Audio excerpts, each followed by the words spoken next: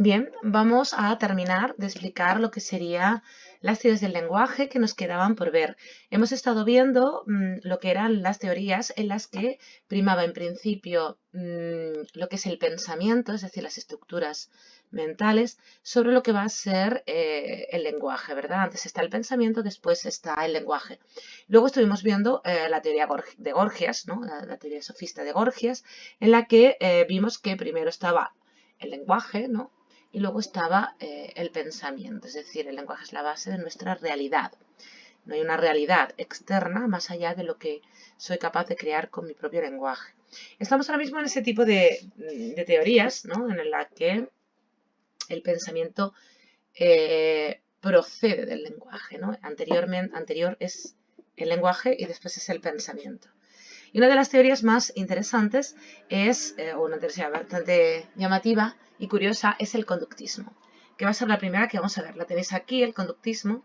Ya sabéis que el conductismo es una teoría psicológica que defiende una asociación de estímulos que nos ayuda a aprender. Si esto lo aplicamos al lenguaje, lo que habría es una asociación, en este caso del significante de la palabra oral y del objeto. Es decir, si yo tengo un objeto, por ejemplo, una botella de plástico, una botella de agua, ¿no? Yo tengo una botella de agua y tengo una palabra para esa botella, que es, perdón, tengo una palabra para ese objeto, que es botella, ¿no? Entonces, la asociación de ambos estímulos, es decir, del objeto visual, cuando le enseñamos al niño, por ejemplo, la botella, y le decimos la palabra botella, ¿no? Pues esa relación es lo que va a hacer que el niño aprenda a hablar, ¿no? O que aprendamos a hablar un idioma diferente, ¿no? Que nos muestren un objeto a nivel visual, por ejemplo, o auditivo, ¿no? Un ruido, y luego a continuación digan una palabra. Luego nosotros vamos a ir asociando esas dos sensaciones en nuestra mente, ¿no? ¿De qué va a depender, por ejemplo, que se aprenda el idioma? Perdón, va a depender de los premios o castigos. Es decir, cuando un niño está aprendiendo a hablar, si le mostramos el biberón y decimos Bibi, y a continuación, la próxima vez le mostramos el biberón y el niño dice Bibi, si lo dice correctamente, biberón, ¿no? Se dice Bibi, le sonreiremos. Por lo tanto, estaremos premiando esa conducta, esa relación que ha hecho. Pero si dice otra palabra, no sé, lo que sea distinto, eh, chupe, yo qué sé, ¿no? Pues nos pondremos una cara rara, triste, de no comprendo. Con lo que estaremos realizando o dando un castigo de alguna manera a ese niño, ¿no? Con lo que el niño aprende gracias a esos refuerzos positivos o al castigo en el caso de que no se correcta la palabra. Es nuestra forma de aprender el idioma, es una forma de aprender los bebés y tiene que ver con el conductismo, como digo. Espero que se entienda bien, ¿vale? Luego tendríamos otra teoría, que es la teoría del relativismo lingüístico. El relativismo lingüístico es una teoría que se opone a la teoría de Chomsky. Recordemos que Chomsky decía que debían existir unas estructuras gramaticales en la mente del ser humano para que el niño aprendiese tan rápidamente un idioma estando expuesto tan poco tiempo a ese lenguaje. Bien, lo que va a decir el relativismo lingüístico es que es al revés. El niño está inmerso en un lenguaje 24 horas al día, bueno, o 12 horas al día, en la que los adultos se esfuerzan en construir oraciones gramaticales perfectas para ellos y además relativamente simples para que el niño vaya aprendiendo esas relaciones gramaticales y también vaya aprendiendo un vocabulario. Pero esto se debe al esfuerzo que hacen los adultos respecto a los niños para enseñarles a hablar. Por lo tanto, el lenguaje está ligado a la experiencia. No existe ninguna estructura mental que nos lleve, ¿no? a ese lenguaje, ¿no?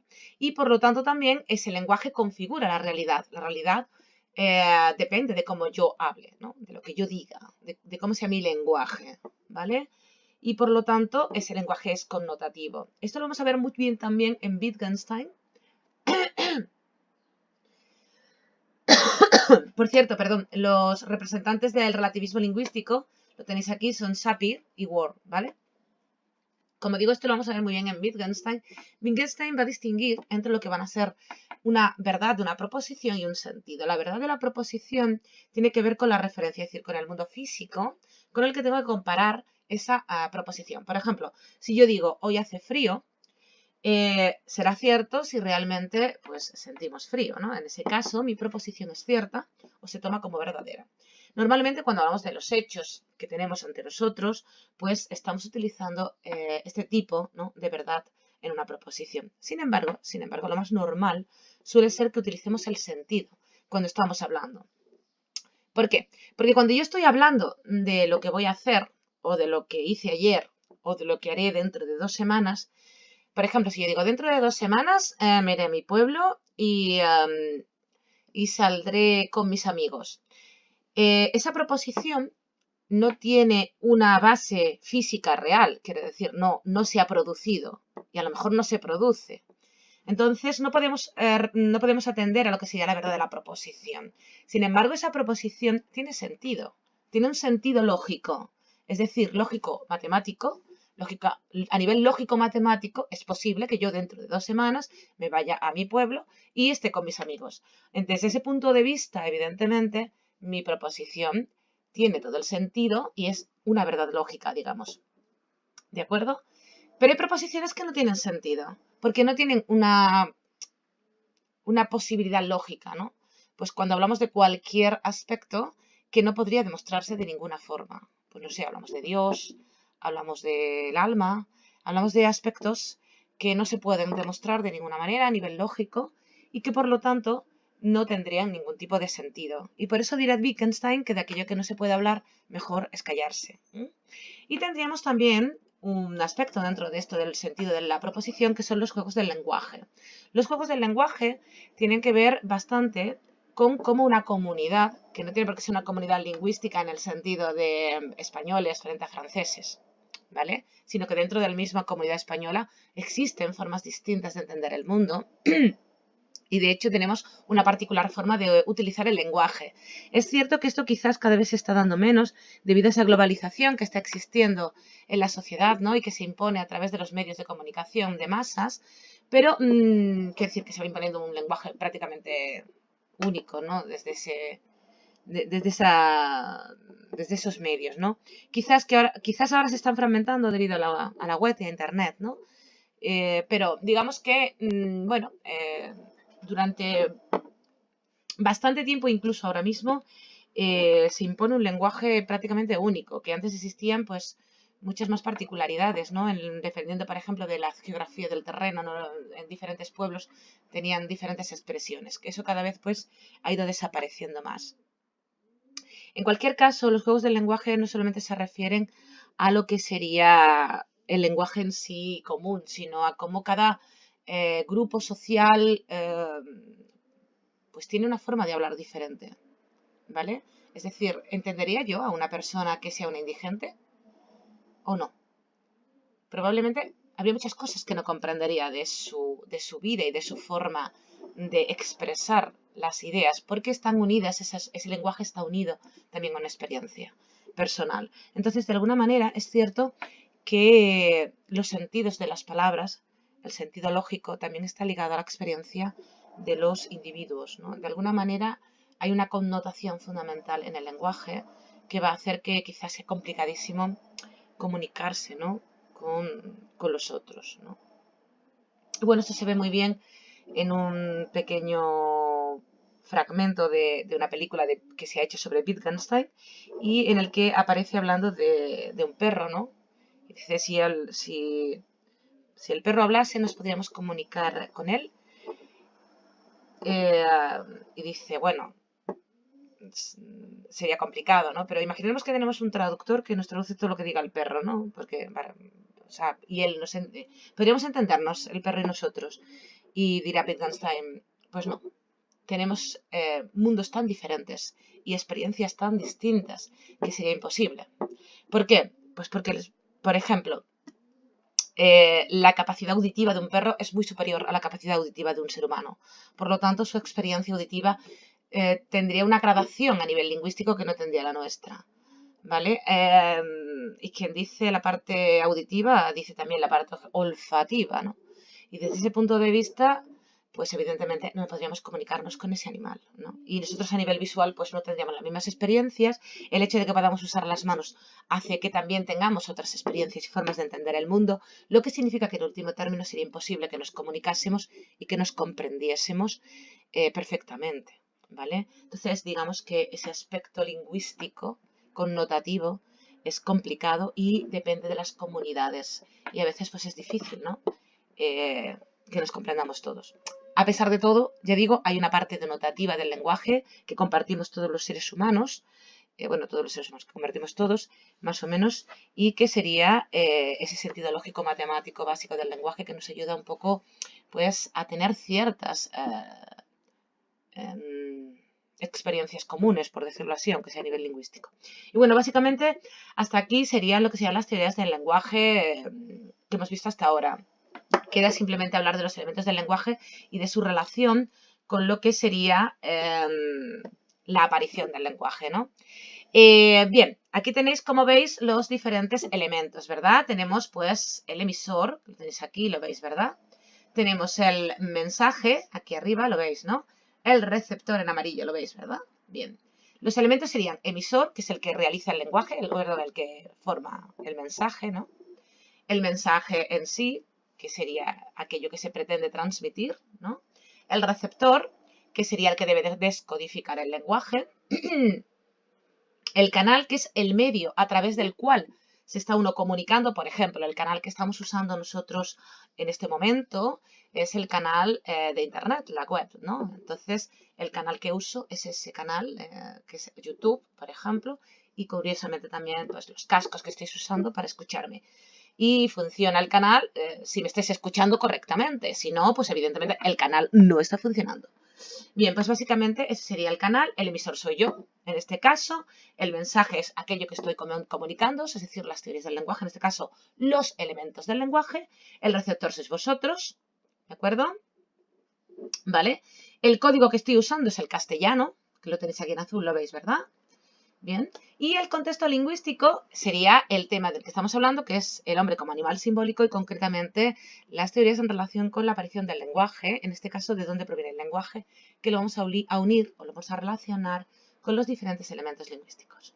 Bien, a cada elemento del lenguaje le corresponde, lo tenéis debajo de cada uno, le corresponde una función. Al emisor la función emotiva, al mensaje la función poética, al receptor la función conativa, al canal la función fática, al código la metalingüística y al contexto lingüístico la referencial. ¿Vale? Esas son las 5 funciones que corresponden a cada uno de los elementos. La función emotiva se refiere a las emociones porque expresa un poco cómo se siente el emisor. La poética es intentar realizar el mensaje embelleciéndolo, ¿no? Utilizando, pues, o sea, centrándonos, ¿no?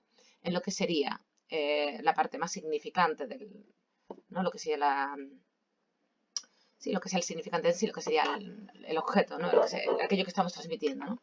En el caso, por ejemplo, de un cuadro, ¿vale? La función poética serían todos los elementos artísticos utilizados, el color, la línea, etcétera, ¿no? Para que quede claro, ¿vale? La conativa sería, pues, intentar llamar la atención del receptor, ¿vale? Como cuando decimos, oye, tú, perdona, lo estamos llamando, ¿vale? O me escuchas, ¿me entiendes? Me explico, ¿no? Mejor que me entiendes, no es muy respetuoso, ¿vale? Entonces, este tipo de recursos son propios de la función conativa, ¿de acuerdo? La función fática sería la prueba del canal, ¿no? Que es cuando, oye, sí, cuando estamos probando el micrófono, ¿no? Sí, hola. Bueno, pues esa sería la función fática, ¿no? Que se trata de la prueba del canal, para ver si funciona. La función metalingüística, evidentemente, tiene que ver con el estudio gramatical, sintáctico de los conceptos lingüísticos, ¿vale? Es decir, pues no sé, el sujeto, predicado, tiene que ver pues con los nombres comunes, los nombres propios, verbos, etcétera, ¿vale? Y la función referencial tiene que ver pues con aquello de lo que se está hablando, y es descriptiva normalmente, ¿no? Tiene que ver con lo que es la descripción del mundo físico externo, ¿no? El mundo que me rodea, el mundo del que hablo, que no tiene por qué ser el mundo en el que estamos ahora mismo, ¿vale? Es decir, si yo me pongo a hablar de la clase tiene paredes, una pizarra, es un poco absurdo, ¿no? La gente que me escuche va a pensar que estoy como una cabra, vamos. Bueno, vamos a ver. Vamos a ir por partes. ¿El origen del lenguaje estaría en la función emotiva? No necesariamente. Para expresar las emociones no es necesario el lenguaje.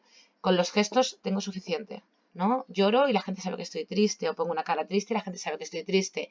Levanto los labios, abro los ojos y la gente sabe que estoy alegre. Entonces, la función emotiva no necesita de la aparición del lenguaje. Eso lo tenéis aquí en este cuadro, que no tiene color, lo veis, ¿no? Que está en azul, pero es blanco.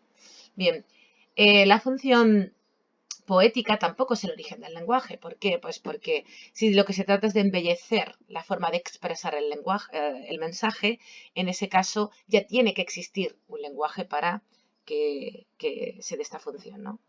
La función conativa tampoco tiene necesidad del lenguaje, porque para llamar la atención del receptor no es necesario en ningún caso el lenguaje. Puede utilizar lo que es la gestión, o sea, el uso del dedo, ¿no? Para señalar algo, por ejemplo, ¿no? El gesto ostensible, ¿no? Utilizo mi dedo y señalo lo que quiero y estoy llamando tu atención. O simplemente, pues, levanto los ojos, las cejas, te miro y digo, no, ¿vale? Yo puedo llamar tu atención de muchas formas, o levanto la mano para que me veas. En fin, no es necesario el lenguaje para la función conativa. Para la función fática tampoco, porque para probar el canal no es necesario hablar. Se puede probar el canal haciendo así en el micrófono, ¿verdad? No necesito hablar. Respecto a la función metalingüística es absurdo, porque ¿cómo voy a estudiar cómo funciona el lenguaje si no existe ya el lenguaje?